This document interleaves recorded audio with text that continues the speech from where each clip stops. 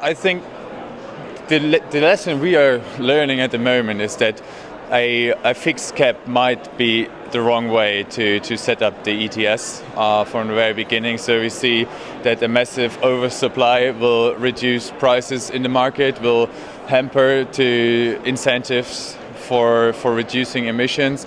And I think this is one very important lesson we learned in the last years, and we are actively working on getting rid of this problem, and we are supporting other governments which are keen on setting up an ETS to find ideas to prevent the same kind of mistake.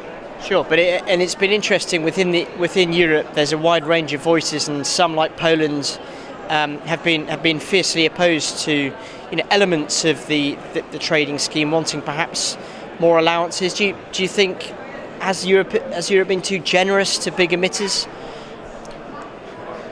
Well, I wouldn't say this in general. Of course, the industry needs support. We're just about to go through a deep recession in Europe, so industry needs support. We need to avoid that carbon leakage is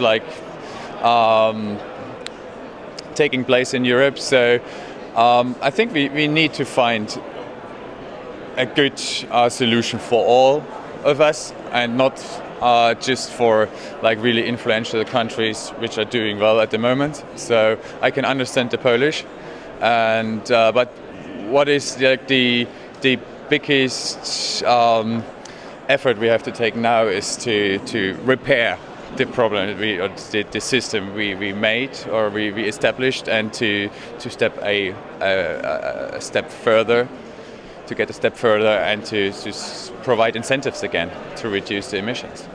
And what's your assessment of the feeling in Germany towards climate policies? There's been this well-documented energy change within the country to try and move it to renewables.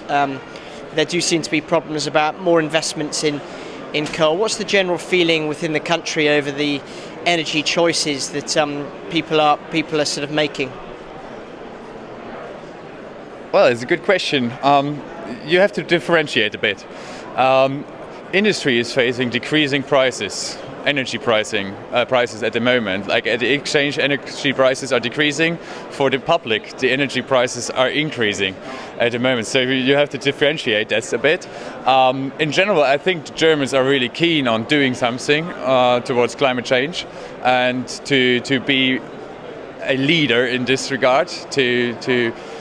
They see the opportunities, especially also job creation, and being on the front line of a new age of energy generation. So I think it's you need to include the different positions into this